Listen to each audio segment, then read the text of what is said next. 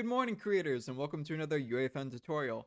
In this episode, you're going to see the worst UI I have ever designed, but it's all in favor of teaching you how to design a resource counting UI in Verse. As always, my socials are linked below. Follow them if you're interested in my content. My community Discord is also linked below if you're interested in hanging out with the community. If you have any questions regarding UEFN, leave them in the comments, like the video, and subscribe. And without further ado, let's get into it. If you are new to UI design and UEFN, the first thing I always do is open up a widget blueprint to design my UI. So to do that, right click in the content browser, go to user interface, widget blueprint, and select user widget. You can name this whatever you want. I'm going to call it resource UI. Double click to open it. And inside of here, first thing you want to do is place down a canvas panel. So a resource UI is going to have a few main things. Number one, you're going to have an image, which is going to be your background. You're going to have a text block that's going to display the value of your widget. And you're going to have another image that's going to be the icon for your resource. So I'm going to draw these from the content browser. I have this elimination border thing here. And I also want to pull out my eliminate and collect icon right here. So how do we put this together? First thing I want to do is create a stack box. This is going to allow me to align some widgets. So first thing we're going to do is have our icon in there. So drag it in. And we're going to have our text block in there as well. So now it's in the stack box. Stack box will be horizontal for this one. I'm going to set the image size to something I think is satisfactory. I think 55 and 55 suits it well. For the stack box, I'm going to tick size of content on for now. This won't matter later, but just for now, so I can see the scale properly. So you'll see you have your image, you have your text block. You can type whatever you want in your text block, like use code Maestro Shark, for example. Yeah, that's probably the best thing you can type in. You'll see that the text is kind of like fitted to the top. You probably don't want that, so you can go into your settings here, vertical and horizontal alignment.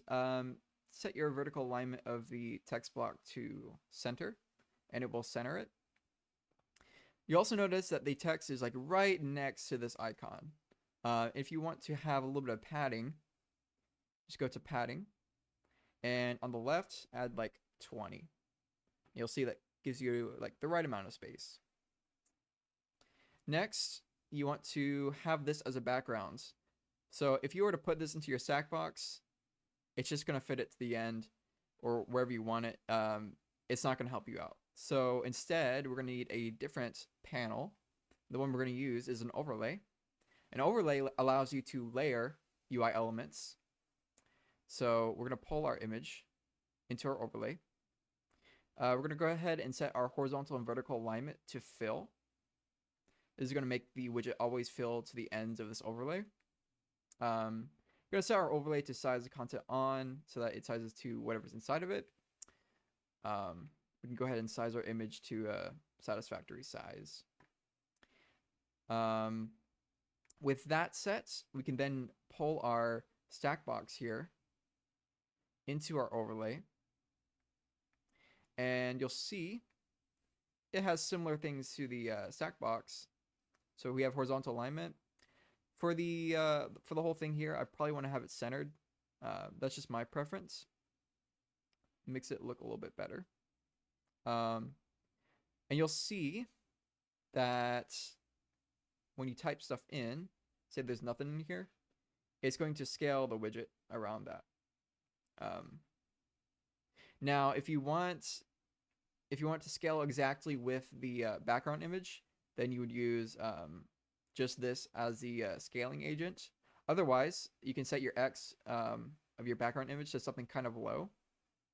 And in this case, you can use your text to determine the size. So if I keep increasing this number, it's going to pull this image and spread across this this whole thing. Now you'll notice it's not really aligning, it's not really on the interior. So we're going to need a little bit of padding just to ensure that the stack box fits within this overlay. So I'm going to just add 20 on the left and 20 on the right. Maybe a little bit more. We'll do like 30, 30, like so. Also up and down, we could probably use a little bit more space. So I'll go into these the image and expand the Y a little bit so that it fits in nicely. I think that looks pretty good. Now, of course, when you're designing a UI like this, you're probably going to have multiple elements, not just one of these boxes. So you can go ahead and select all of these, copy, and just paste it into here. Paste like a couple. Make sure they are not within each other. And yeah, that looks good. What if we want to have them uniformly stacked so that, we don't have any issues with scaling and stuff? Well, the way I would do that is add a stack box. We're going to set the orientation to vertical. And inside of this, we're going to put all of our overlays. So this first overlay, drag it into the stack box. Second overlay into the stack box. And third overlay into the stack box. Like so. All right, we have some issues. So go into your overlay. You'll notice that it is horizontally aligning itself, but not correctly. The image is also horizontally aligning itself, but it's not scaling properly. And the reason you have an issue is because your stack box is not set to size the content. My bad. Now it works. Now it works. Looks great. So now you have 3 boxes. You can put different icons in here. So we'll go ahead and put our gold icon, this one. Make sure you select it and then pull your gold icon into here. If it will let me.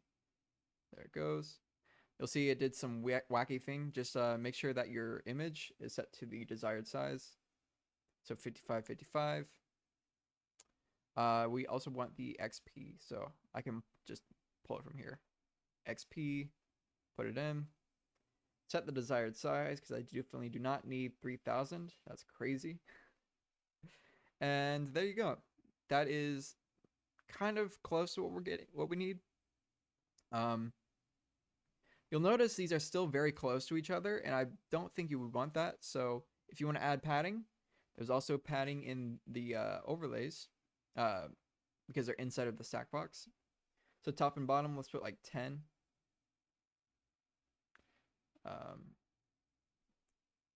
I think that will be sufficient. Just 10. 10 on the top and bottom. In fact, I think just in the middle there looks good. So we'll just we'll keep the top and bottom of the middle to 10, and I think that looks good. All right, so that is looking better.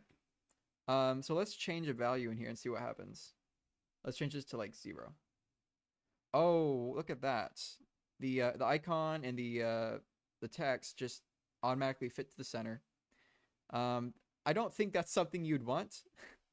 So in my opinion, you probably want to left align, and that way your image is going to, your border is going to scale, and your inner icon and text are also going to fit.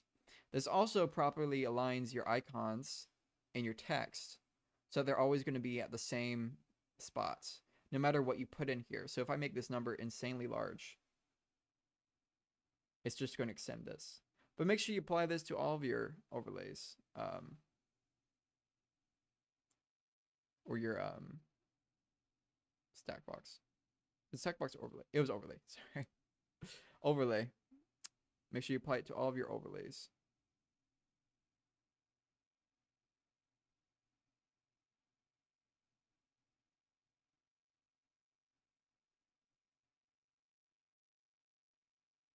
And so this is looking a little bit better. It's fitting nicely. You probably will never have a number this large, and if you do, you're definitely going to have to do some management because it's taking up half the screen. So you probably want to like write it in millions or billions or trillions. Um, that's up to you. But I don't think you would ever reach that kind of number. So don't worry about it. The last thing we want to do is set our anchors. So anchors are going to let you position your widget wherever you want. They are your favorite friend in dealing with HUD scaling problems. You cannot eliminate HUD scaling, but you can manage it. So, for example, if we have our anchor here, say around this corner, we set our margins to 0. And this is very important. Your margins should always be 0. If they are not, then HUD scaling will take effect and multiply those values and move things around. So always keep your margins at 0. And then you can address your alignment, and alignment is going to determine where the pivot point of your widget is going to be. So if you have your alignment at 0.5, 0.5, for example, it's going to be at the center, which means for HUD scaling, it's going to scale leftwards and rightwards and up and down. So evenly, all in all directions. If you have your alignment at 0, 0, it will HUD scale from the left to the right, so rightwards and downwards. So if I have a larger HUD scale, it's going to grow this way. If you set your alignment to 0, 1, for example, it's going to be the other direction, so upwards, but also rightwards. So it's going to expand upwards and to the right. So you can kind of mess around with this to determine what is going to be best for your UI. But in my use, I'm going to have it near the health bar. So we're going to put the anchors kind of low where the health bar would be, and set the anchors to 0 and have our alignment at 0 and 1. And that way it will scale upwards and to the right. So before you proceed, you're going to want to go to your Verse Explorer, right click, and create a new verse file. We're going to call this the resource counter UI device. Go ahead and create, and double click to open.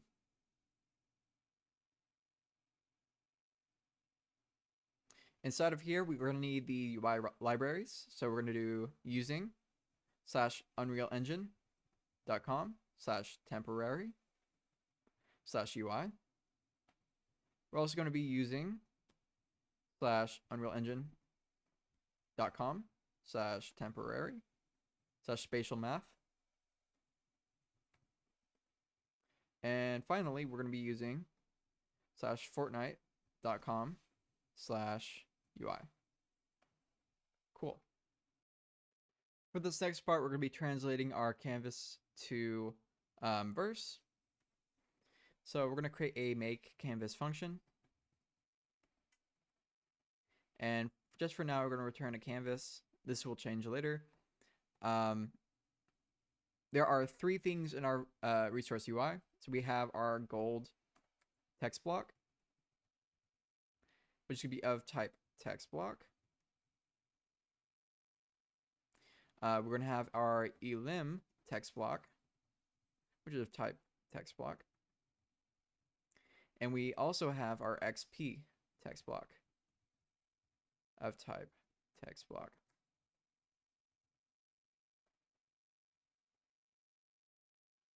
All right, here's the infamous s2m function. This is something you're going to need for all string to message conversions. So s2m localizes s of type string, returns a message. I set that equal to s in curly brackets and also in quotations like that. That is your s2m function. You also want to go ahead and return a canvas in your function. You can add a colon here because we're going to define that in a second. So we need to work top down on our widget blueprint here. So we have our canvas, pretty simple. We're going to have slots in our canvas, which is going to be an array. Every canvas has canvas slots, so we're going to have a canvas slot like so. And inside of here, our widget is going to be our stack box. So we'll do stack box like this. We need to define our orientation. This is the vertical stack box, so we're going to have a vertical orientation. Orientation is going to be orientation.vertical. If you're confused about any of this stuff, I have a bunch of tutorials on my channel. I have one that's going to be very specific for learning how to do this process. Once that's out, I'm going to link it right here. Or right here. So wait for that. But in our stack box, we also have slots, which is going to be another array. And this is going to have stack box slots. So we're going to have 3 stack box slots because we have 3 overlays.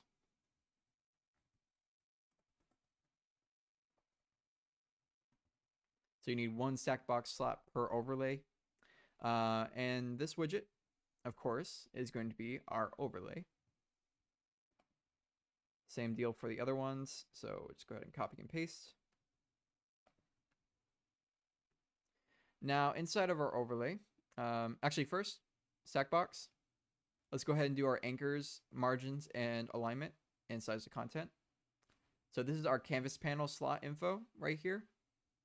So make sure that in your canvas slots, somewhere around where this widget is, have your anchors.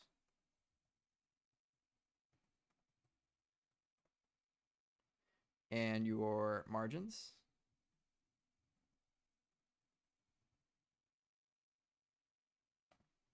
I think they're called offsets. Yeah. You need your alignment, which can be a vector 2. And you need your size of contents, which we're going to have as true. And if you're using it Z order, which is going to be used if you have multiple UI elements on the screen, Z order tells you which one takes priority layer wise. So you could do like Z order 0 or whatever you want. You don't have to define it though, so I'll leave it out. Alignments, we decided our alignment is going to be X0 and Y1. So X is 0 and Y is 1. Our offsets, we decided no margins or else we're going to have to deal with the hell that is HUD scaling. Anchors, we decided are these values, which I don't want to have to type out. So I'm just going to copy and paste them directly in. So minimum is equal to vector 2, where X is the value I just copied, and then Y is the other value I just copied. Since the anchors are going to be, the minimum and maximum anchors are going to be the same, make sure you define the maximum and then just copy and paste the same vector 2 in there. All right, so we can start working with our overlay. So our overlay is going to have yet another array. And before we do that, set our stack box slot stuff. No margins, but our horizontal alignment is going to be left aligned. So horizontal alignment is equal to horizontal alignment dot left, and vertical alignment is fill. So same kind of deal. We're going to go ahead and copy this into the other stack box slots since they are basically the same. We did decide though that that middle one is going to have some padding. And the padding there, we just did 10 on the top and bottom. So just add padding here. Margin, top is 10 and bottom is 10, like that. All right, so now in the overlay, first overlay, we're going to have our overlay slots. So overlay, we're going to have slots, of type array, overlay slot. So the way this works, it's top to bottom is going to be the lowest to the highest on the overlay. Same way as it is in your UI here. So the first thing you want to define is your image. So our widgets for the first overlay slot is going to be our image, which is going to be a texture block. Default image is going to be pulled from your assets folder. So if you have an imported image, it's going to show up in this assets folder in Verse. And it has a name. It's going to have the same name as you assigned in the folder. So mine is from the Tycoon resource tutorial folder, and we called it elim border. So I have to specify the folder that's in, unless it's in the main content folder. So Tycoon resource tutorial .elim border. That's my image. You can set default desired size. The way I have it set up doesn't really matter what the size is, except for vertically. So I guess we'll set that. Let me go here. Let me, please. Okay. Default desired size is going to be, and if I'm not mistaken, this needs to be an option, vector2. And then our vector2 is just going to take these values. My x could really just be 0 here. And my y, we set to around 90. I like to round because I'm lazy. All right. Yeah, so we don't need an option. That's my bad. Don't need the optional. All right. So that's the default desired size. We also need to make sure that this is going to do the proper horizontal and vertical alignments. So go ahead and copy that from here so you don't have to type it out again. Makes it a lot easier. Make sure that everything is properly aligned. So add some tabs until everything is aligned within this block. And we just set everything to fill. Awesome. I think that's everything you need for this widget. But we do need another overlay slot.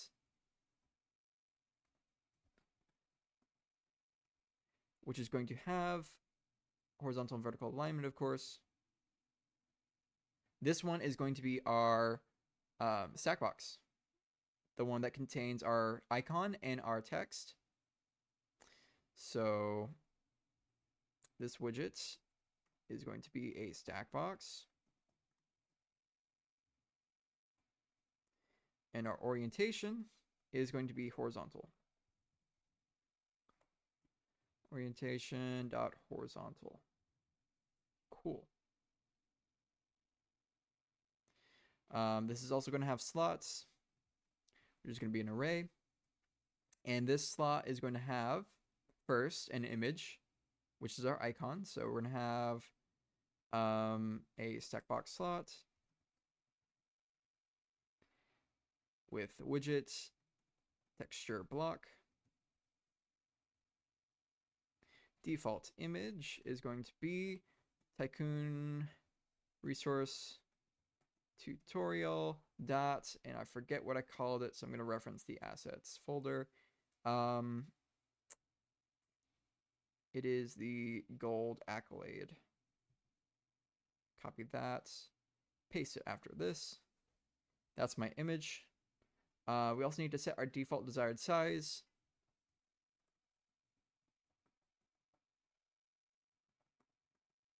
Which is a vector2 with x being 55 and y being 55.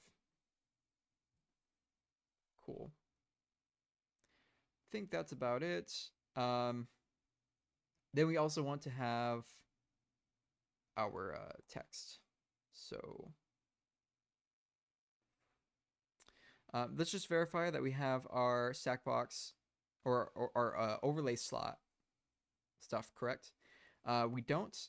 Remember, we added padding, and our horizontal and vertical alignment are a little bit different, so let me adjust those real quick. Make sure it's the one underneath this overlay slot here. We set it to center for both horizontal and vertical. So center on the horizontal and center on the vertical. Let me close this. Much better. We also have padding, which is just going to be another margin, with the left being 30 and the right being 30. Just to give the whole widget some spacing. So that looks right. Last thing we need to add to our stack box though is our other stack box slot, which is going to have our text. So widget, and we're going to call it our gold text block,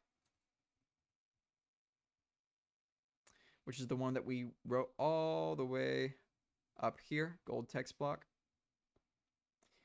And I think we had some stack box info for this, if I'm not mistaken.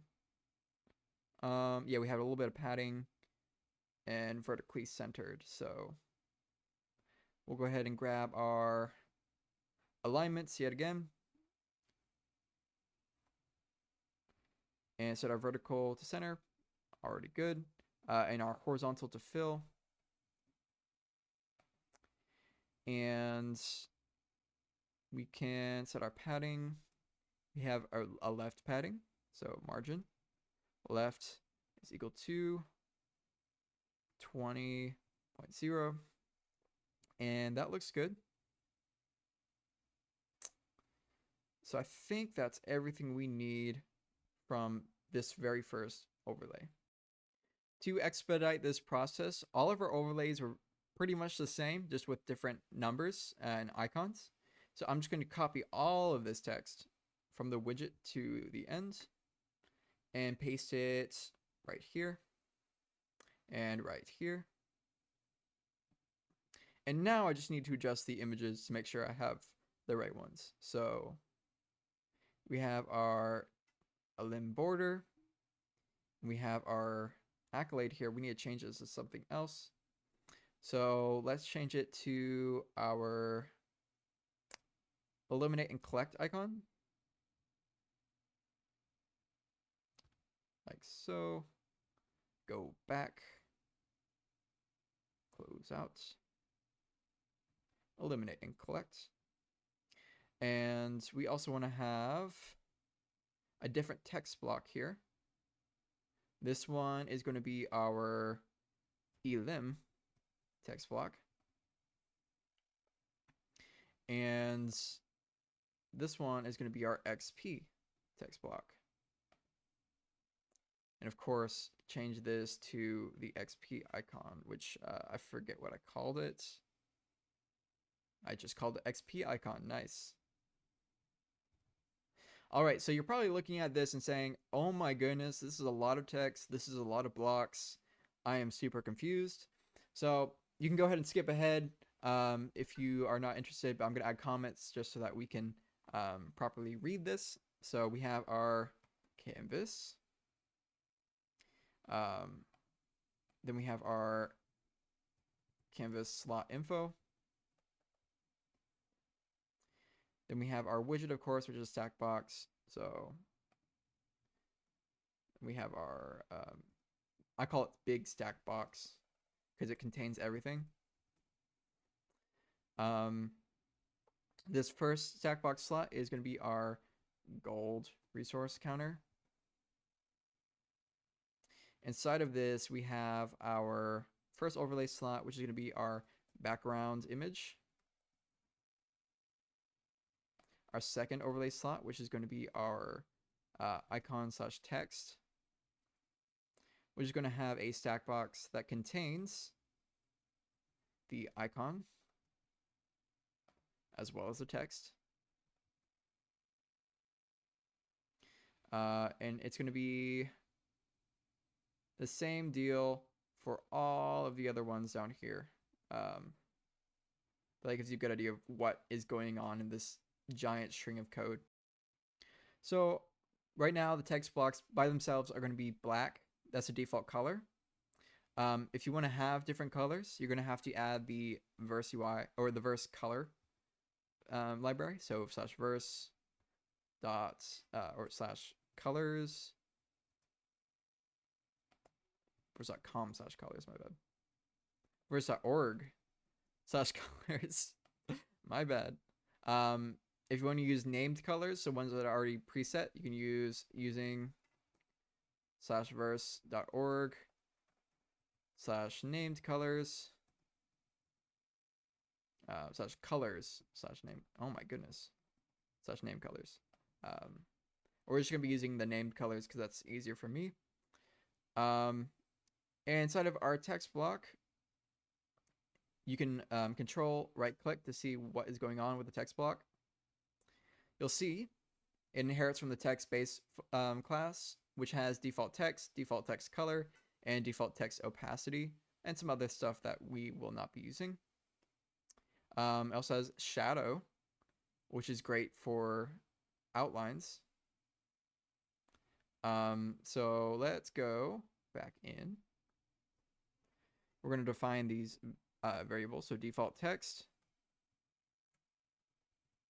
I mean, I guess by default we're going to have nothing.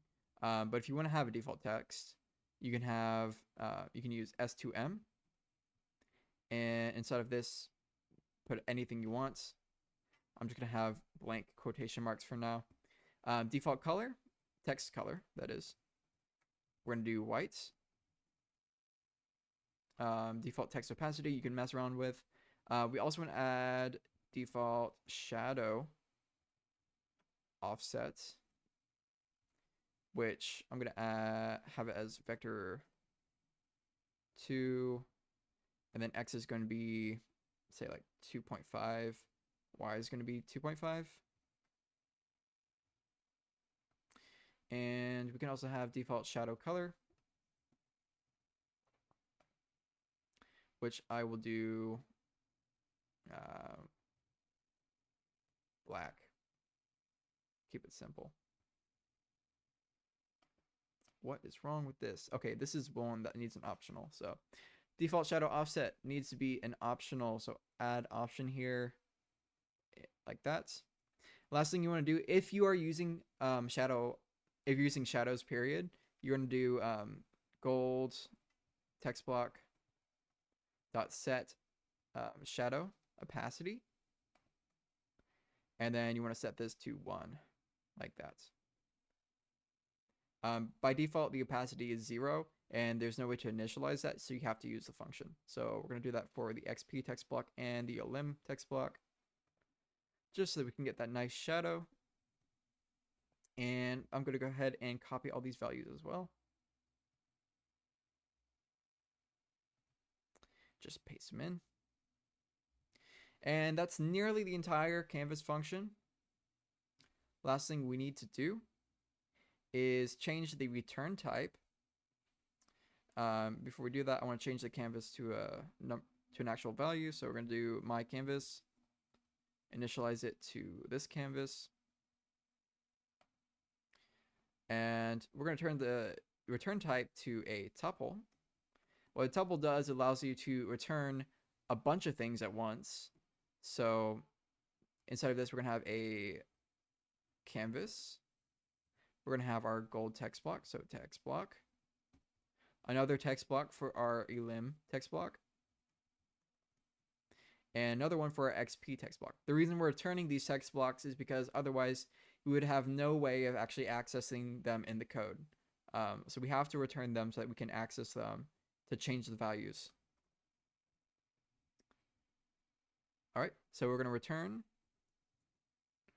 canvas, in parentheses, my canvas, gold text block. What was it called? Already forgetting. Elim text block and XP text block. Make sure the indentation lines up with the function, or one after the function, so it returns properly. And that's your entire make canvas function. It's a lot of work. but then it's done and it's done forever. So to deal with players joining the game and assigning the UI automatically, I'm going to get all the spawners in the game. So we're going to have an editable player spawners of type player spawner device. Add the square brackets beforehand to indicate that this is an array. Set that equal to array with curly brackets. Inside of your onBegin function, you want to do for PS in player spawners.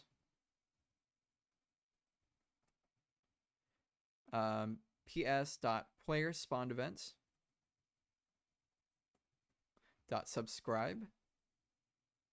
It's just spawned event, not player spawned event. Subscribe player spawned. We're going to define this function here. Player spawned has a parameter that is an agent, so a of type agent. It's going to return nothing. And inside of here, we're going to do if player UI is equal to get player UI, player A, like that. This will convert the agent to a player and then get their player UI. And then we're going to get our canvas from our make canvas function. We're going to get all of this stuff. So canvas, text block, and other text block. So I just like to call this stuff is equal to make canvas. And now we have all that stuff. We need to access it. So canvas is going to be stuff in parentheses 0, the first thing in the tuple. Goal block is going to be stuff in the first one. And elim block is going to be stuff in the second index. And finally, our XP block is equal to stuff in the third index. So you can store that yourself, or I thought of a pretty smart way of dealing with this. So that's how you can access these different elements individually if you need to. There's actually a smarter way of dealing with this. Anytime you have a UI, you need to store this information in your code. Otherwise, your code will not know how to access this stuff. So what I'm going to add is a player map, which stores information per player. So we're going to call it stuff. We'll call it UI. UI stuff per agent of type agent, which is the key of the map. Question mark to indicate an optional, meaning that it could or could not exist. And then we're going to have our tuple of canvas, text block, and text block. Like so. And set that equal to map with curly brackets. Cool.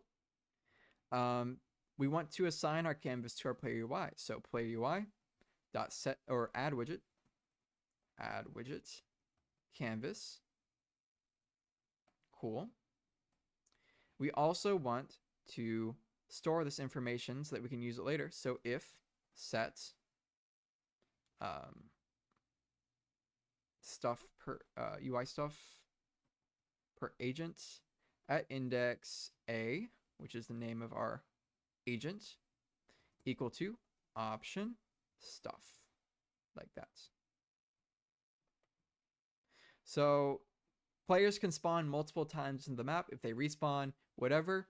The way this is currently set up, that means every time they spawn, they are going to get this UI, which means they're going to have multiple layers of the same UI, which is going to be disgusting and probably break your map. So we're going to make this a new function called add UI. That's going to have a of type agent again, and return nothing again. And inside of our player spawned, we need to do a check to make sure that this player does not have a UI yet. So we're going to do if stuff is equal to UI stuff per agent A, and add a question mark afterwards. What this is going to do is check to see if there is a UI already. It's not going to do anything. So I'm going to comment do nothing. The question mark here is going to determine that there is or is not a UI. And if there is not, we're going to do an else statement, add UI A. Pretty cool. Now, we're going to add an additional function. You're probably not going to use this since you want the UI to appear on the screen at all times, but just for the sake of having it in case you need it, we're going to have a remove UI function, which is going to use an agent again. And we're going to do if player UI is equal to get player UI, player A. Same kind of deal as the add UI, but we also need to get our stuff from our UI stuff per agent map. So stuff is equal to UI stuff per agent A question mark. Add the question mark there. You need the question mark there. Then we're going to remove it from our player UI. Dot remove widget UI stuff per or not that stuff, just stuff. And then we're gonna have 0. 0 is our canvas, remember? It's the first thing there. And then we also need to set stuff per agent equal to false. So UI stuff per agent at index A equal to false. Because we just removed it from the UI and they will never use that again. So that means the next time they spawn, they'll get it again. Of course, we want to update our UI or our text. So it's important to have an update function. We're going to call this update UI. We're going to use our agent and return void. And once again, we're going to get our stuff from our UI stuff per agent. And then this is going to have our text block, our gold text block, our, let's mark it down here. So canvas, gold text block, elim text block, and XP text block. Like that. So now we know this is 0, this is 1, this is 2, this is 3. So we're going to use the set text function in the text block. So stuff at 1 is our gold text block. So gold elim and XP. Stuff from 2 and then stuff from 3 is our XP block. Inside of this, we're going to do the set text function. Set text and set text. This is going to have S2M. You can put any text in here if you want. S2M and S2M. So now you're probably wondering, how do I get these pieces of information from the game? Well, there's a lot of devices that provide ways of accessing information in verse. The first one we're going to use is the conditional button device. And this one is used to get resources. So I'm going to call it condit button. I've typed conditional button device is equal to conditional button device, like that. And so we're going to get this value. So my gold is equal to condit button dot get item count. We're going to use our agent as the person that we're checking for. And the index, remember that a conditional button has 3 indexes for items. Those indexes are going to be 0, 1, and 2. 0 for the first index, 2 for the last index. We're just going to do index 0 for this. So it's going to get all the gold or whatever is counted in index 0 of the conditional button. And then our S2M, we can have my gold in curly brackets like this, my gold. And that will display the actual gold value. Eliminations can be tracked by a variety of things, including the player reference device, the tracker device, or just by your own verse code. The one we're going to be using is a tracker device that is set to tracking elims. So we're going to have a elim tracker type tracker device, like so. And we're going to get that value from our elim tracker. So my elims is equal to elim tracker dot get item count. Not get item count, it's get value, I think. And this needs to be A because our tracker needs to be stored per player. And then we can do my elims in here.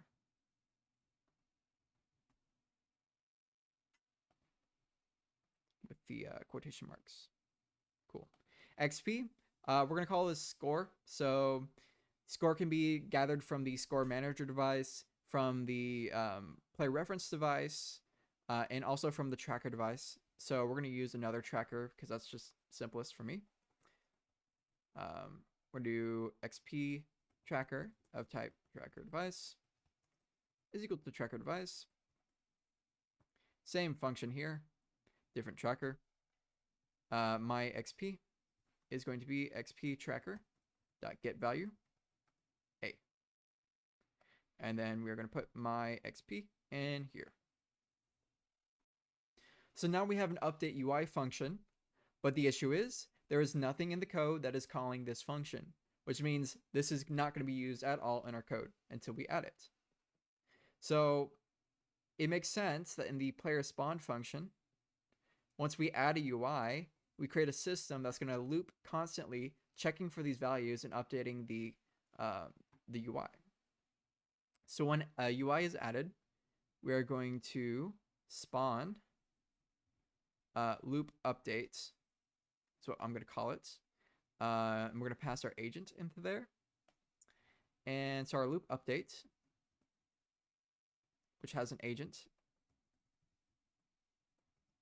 is going to have the suspends tag, and it's going to return nothing. So void.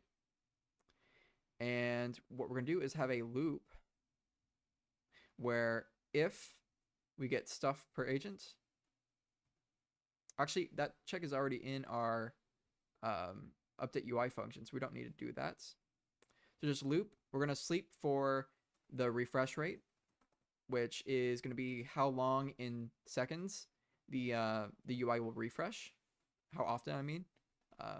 So refresh rate, which is going to be a float. We're going to do 0.5. You can do 0.1. I think 0.1 is probably the lowest you should go. Realistically, refresh rate doesn't need to be super fast. Players won't really notice a difference on the UI anyways. So sleep for the refresh rate.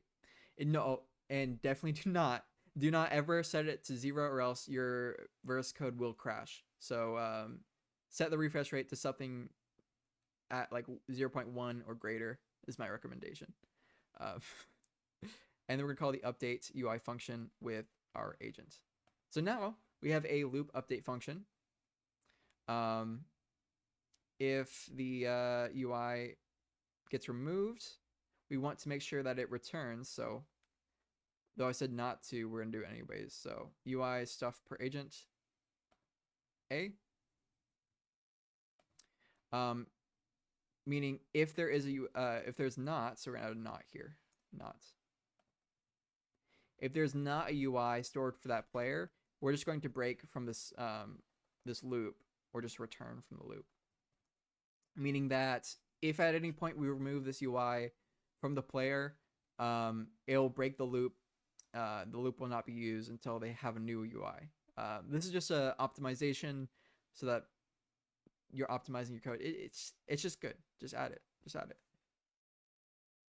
So currently, with this code in place, your widget's going to look basically like this, like the blueprint we designed. And one issue that I have a lot of comments talking about is this number is not separated by commas and looks kind of ugly. So this is the point where we make things pretty. What if we want it to be separated like by commas like this? There's a function we can use, which thankfully someone in my stream sent me. I'm just going to copy it and paste it down. You can copy it from the code that I have linked below. It's the same code. You can copy this function into your own. I need to probably change the name to separate number with commas like that. And this is going to basically convert the number to a string and then add commas where you need it to be. So very awesome tool. Thank you to Hims. He's the one who sent this in my chat. Very helpful. So yeah, if you ever see him around, go say thanks to him. So you can use that in here. Before you do S2M, you're gonna want to add the separate number with commas function with my gold. And you could go ahead and do the same thing for the other values here too. Separate numbers by commas with my elims, my XP. And one last thing, just as a bonus, and this is not difficult at all, what if you want to add a different, something more than numbers? Let's say you want to add like a $sign for the XP for whatever, or why did I put it there? I don't know. A $sign and followed by all the numbers like that. Or you want to do like elims after that value. Well, it's very easy to do that. Just go into your text blocks here, or your set text function. And anything inside of these quotation marks is going to be presented in your text. So for the gold, you can have a $sign before this comma separated number. For your limbs, after that number, you can put elims. And then XP, I don't really want anything there, so we're just going to leave it blank.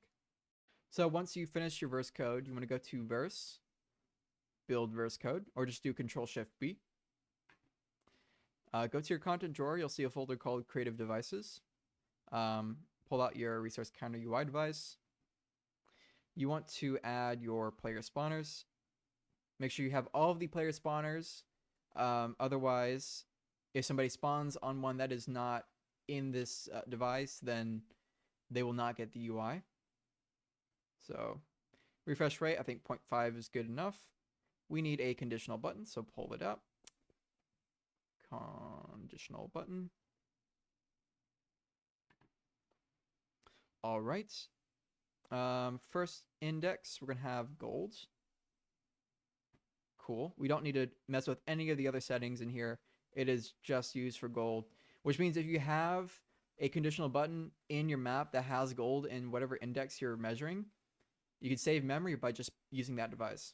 It doesn't have to be enabled or disabled. It just needs to exist and have gold in the proper index. So, pretty convenient tip. And we're going to have two trackers as well. So, tracker. This one I probably want to have some settings on. So we have eliminations.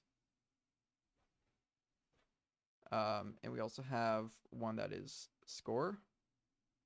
Let me fix my grid snap. So we have score. Yeah, definitely assign when joining in progress and on game start. I would probably not show on HUD since we're already showing them on a HUD. I would not do any completion stuff. So when target is reached, do nothing.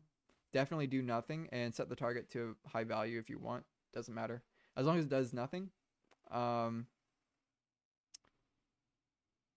You can define all this stuff as you need, really. I would have persistence on. It's up to you and your map.